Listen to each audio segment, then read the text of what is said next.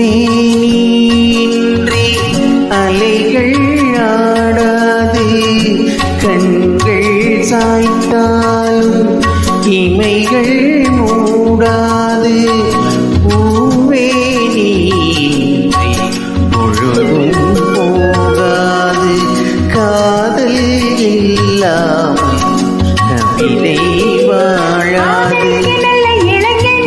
மனம் விட்டு காதலிக்க நல்ல கவிஞன் காதலிக்க வந்த கலைஞன் இவன் என்றும் தாவணிக்கு நல்ல தலைவன்